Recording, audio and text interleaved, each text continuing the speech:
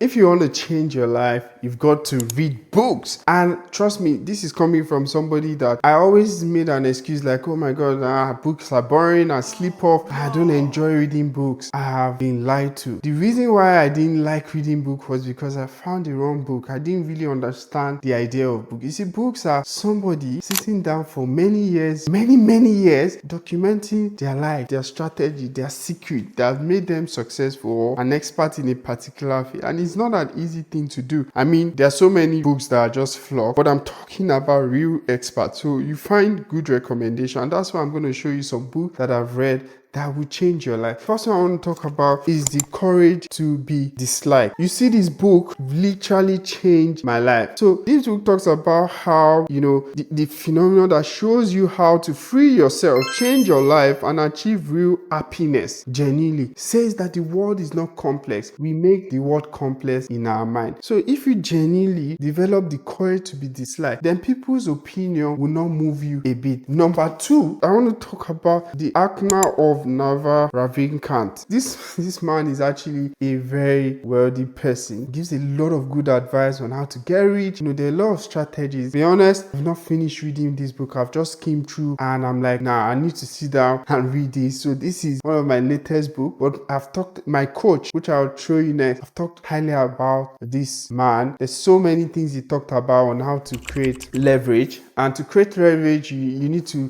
have four things. He talked about code, you need to have checklists, you need to have capital and content. Yeah, so this is my coach. His name is Dan Martel. He wrote a book called Buy Back Your Time. This is an incredible book, especially for me as an entrepreneur. As an entrepreneur, you work hard, you work so much, the work consumes you. I know so many people I support, they ask me, no, how do you get so much done? How do you have so much time to attend to so many people? And they appreciate the amount. But for me, my work ethic is a reflection of my gratitude. Because I work with people and they get results, it inspires me more to be able to do more without burning out. But sometimes you do burn out, and I knew that, wow, this was not sustainable. I had an episode a couple of years ago. I needed to slow down because I was really getting sick, and this book literally helped me in kickstarting how to build some business system that would help me, buy back my time, so I'm not trading time for money. This is also why I shout about, please don't trade your time for money every single time, because that is not how you can live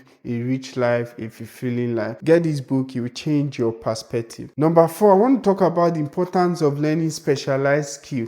You see, when we go to university, they all teach us, you can't copy. It's a crime to copy. Like, you get penalized when you copy. But to be rich, you need to model people that are successful. There's no point trying to invent something that is not tested and trusted. And that's why copywriting is a key. So this man apparently is the father of copywriting. Copywriting is how you write things that persuade people to take action, to buy stuff, to join a movement. You see politicians do it, salespeople do it, people who are in business do it. And this is what makes money for people. So for me, I'm like, how can I get better at advertising? How can I get better at sales? And I read this book. I'm not done as well, but I've learned so much on copywriting from this book. So yeah, 𝐂𝐎𝐍 on advertising is a top book if you want to learn advertising. And my latest addition is The Richest Man in Babylon. This is the legend of a book. I can't say too much, but it's just about thinking about all the constraints you have in your life. This guy, everything that they didn't have any mineral resources,